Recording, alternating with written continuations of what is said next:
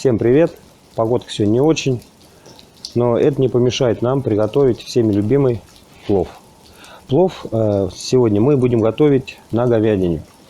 Также его можно приготовить и на свинине, и на курице, ну, естественно, на баранине. Так как мы баранину не любим, поэтому мы готовим на говядине в основном. Самый главный секрет, чтобы приготовить хороший плов, это пропорции в ингредиентах. Для этого нам понадобится 800 грамм уже заранее промытого риса. Мы его не замачиваем, просто промыли. Это 800 грамм говядины и 800 грамм моркови. Это самое основное. Также нам понадобится 2 большие головки лука. Если нет больших, возьмите 3 средние. Нам понадобится хлопковое масло. Можно приготовить и на растительном, но на хлопковом получается вкуснее. Классические специи: зира, барбарис, паприка. Ну и соль, естественно, куда же без нее. Ну а также чеснок. Ну что, давайте приступим к нарезке наших ингредиентов. Мясо нарезаем примерно кусочками со спичечный коробок.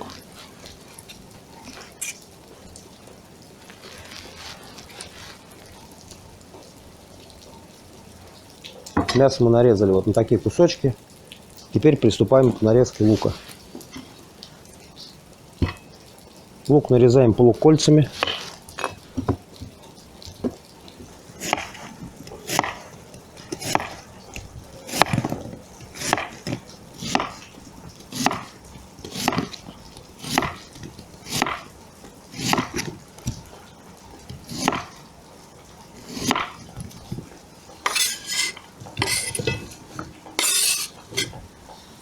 Итак, лук мы нарезали. Теперь нарезаем морковку на маленькие брусочки. Делим морковку примерно на 3 части.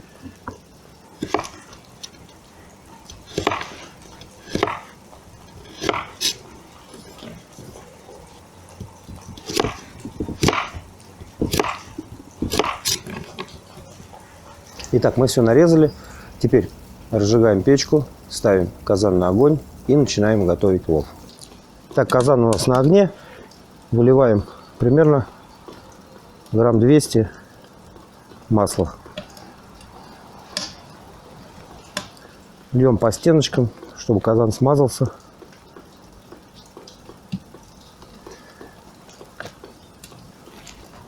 Теперь остается подождать, пока наше масло накалится. Итак, у нас масло накалилось. Сейчас расскажу вам небольшой лайфхак, как узнать, прогрелось ли наше масло. Берем просто лук, одно колечко, и опускаем. Если оно зашипело, если лук зашипел, значит масло прогрелось. Теперь погружаем в наш казан наш нарезанный лук.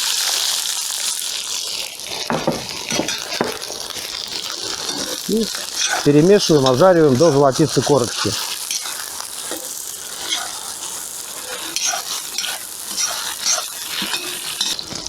Огонь стараемся поддерживать максимальный, для того, чтобы лук обжаривался. Итак, примерно где-то 4-5 минут мы обжаривали лук до золотистой корочки. И теперь погружаем в него мясо.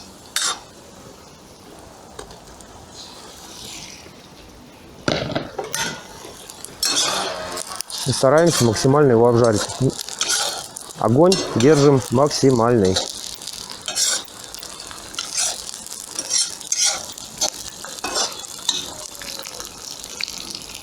Нам необходимо мясо посильнее, побыстрее обжарить, так, чтобы здесь сок остался внутри, чтобы оно не варилось.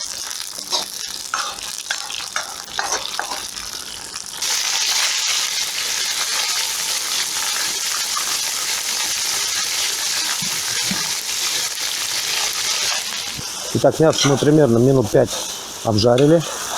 И теперь отправляем в казан нашу морковь.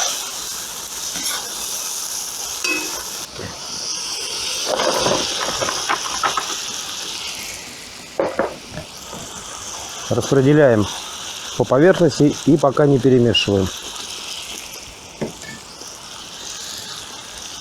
Примерно пару минут морковь должна полежать сверху. Теперь можно перемешать все.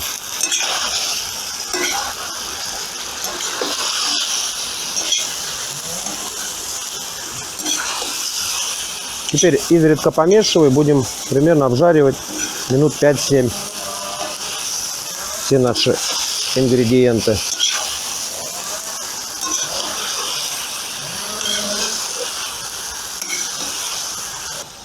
Итак, примерно минут 7, 5-7, ну я около 7 минут обжаривал морковь с мясом и с луком.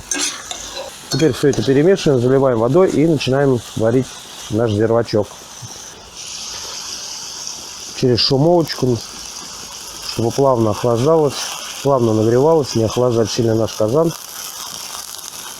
Наливаем так, чтобы наши овощи и мясо полностью покрылось водой. Теперь таким образом доводим до кипения и варим примерно минут 20.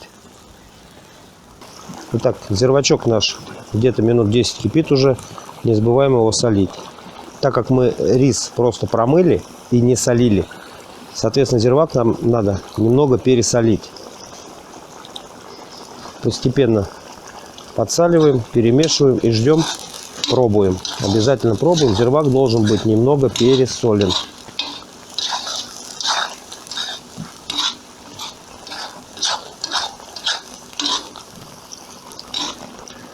Посолили, дали ему немножко покипеть и потом пробуем на соль.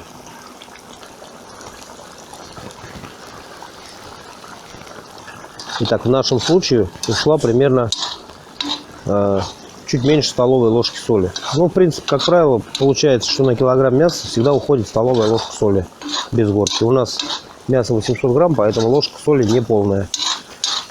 Больше я не рекомендую, все-таки плов не должен быть пересолен и сильно соленый. Дальше за соль отправляем первую порцию специй. Берем чайную ложку зиры и растираем между ладонями казан. Растирать нужно для того, чтобы зира хорошо раскрылась и отдала свой вкус нашему плову.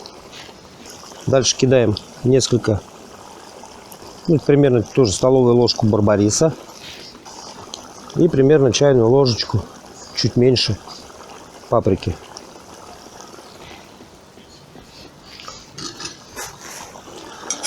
Также все перемешиваем и продолжаем варить зирвак.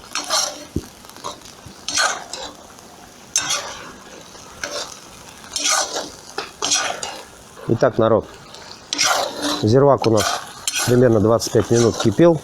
Как видите, практически вся жидкость выпарилась. Остался самый сок, так сказать. Мы его сейчас перемешали, распределили и теперь засыпаем наш рис.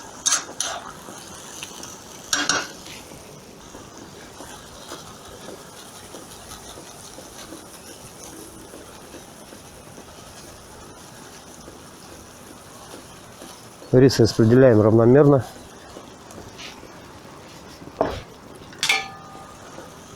Разравниваем по поверхности.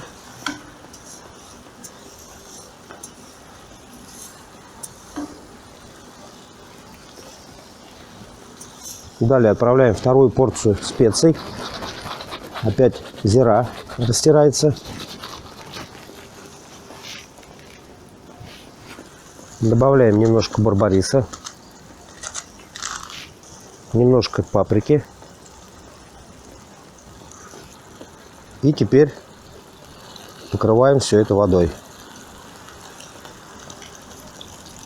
Равномерно распределяем воду.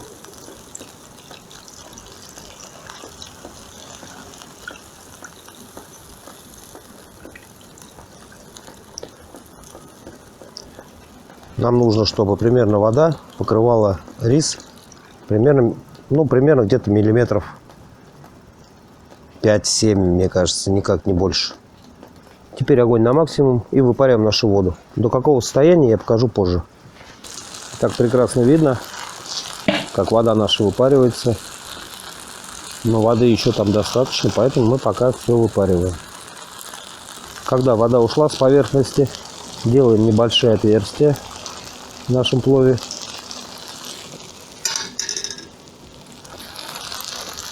И закладываем чеснок. Для того, чтобы края у нас не подгорали, подбираем с краев немножко к центру.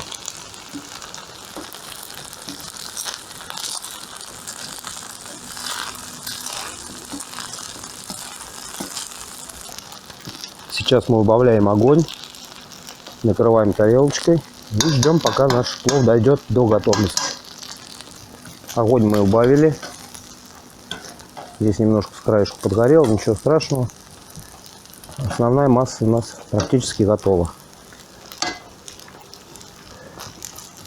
Вот, теперь накрываем тарелкой, накрываем крышечкой. Ждем, пока наш плов дойдет до готовности. Накрываем керамической тарелкой. И закрываем крышкой минут на 5. Так, у нас прошло примерно минут 10. Наш плов настоялся. Открываем все. И теперь необходимо все перемешать. Перемешиваем все наши вкусности.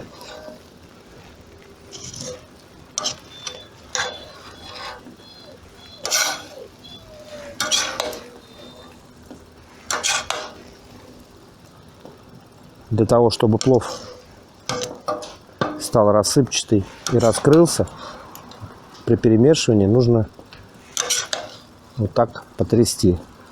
Он будет разделяться, расходиться. После перемешивания надо накрыть крышкой и дать ему еще постоять минут 5. Настояться обязательно. Поэтому придется потерпеть еще 5 минут.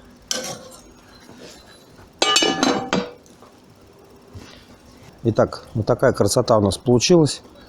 Плов подается со свежими помидорами обязательно. Давайте попробуем. Чесночок мы попробуем потом, а сначала попробуем наш пловчик. Ребят, как обычно, как всегда, получилось просто вкусно.